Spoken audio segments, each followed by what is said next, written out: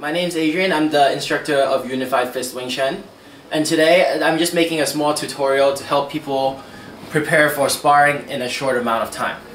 We're actually going to be training a team to go sparring in a month and a half, and we're trying to go through the fundamentals for teammates to be able to fight in the shortest amount of time possible. So here's what I'm going to show you. So first thing I'm going to teach you is fundamental stance. Very important, very basic. It goes through any style of martial art. The most important is just to have a good fundamental structure. So first thing is your footwork. Point your front foot towards your opponent. That's your target. Now widen your stance a little bit, making sure your heel is off the ground. You want your heel off the ground because when you push off, it pushes you forwards. Whereas if your foot is flat on the ground, you push, you go upwards. So all your force will go forwards from there. Next, your guard. Very basic guard, you want it up to protect your face.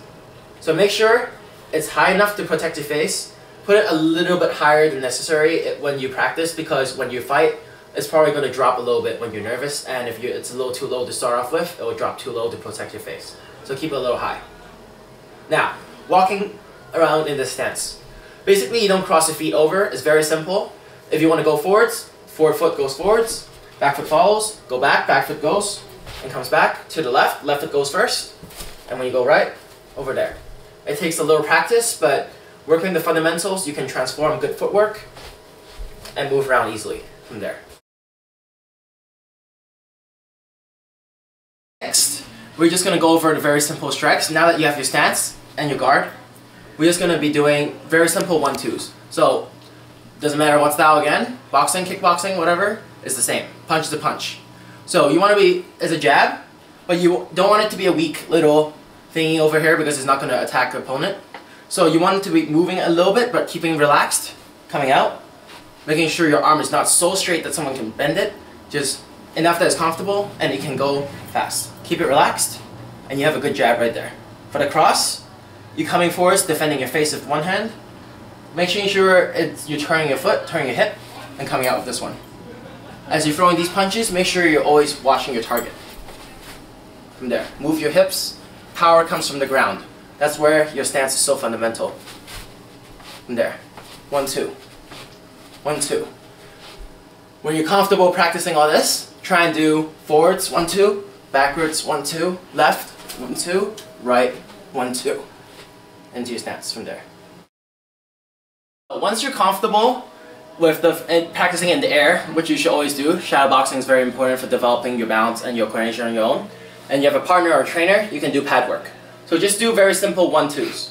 So back in stance, make sure you're a good stance, put it up, 1-2, 1-2, 1-2.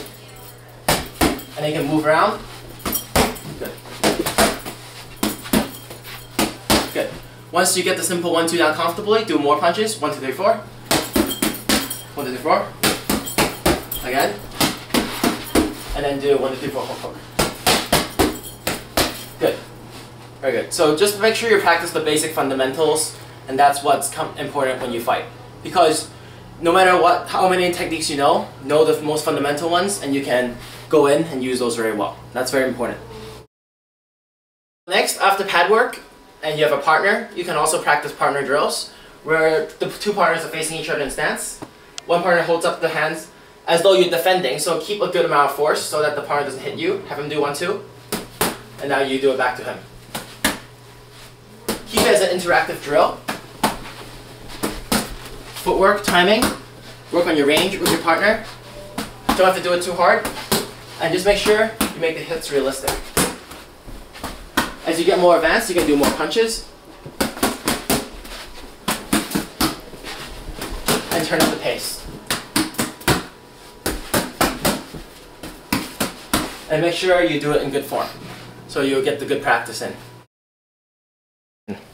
And finally, practice sparring with a partner. Make sure it's someone you trust, and you can go light, go through technique. Don't worry about hurting the other person or getting hurt. Find someone you trust and just have fun. Practicing good technique is better than worrying about power and who's winning. Make sure you work on your footwork, movement, and the fundamentals when you spar.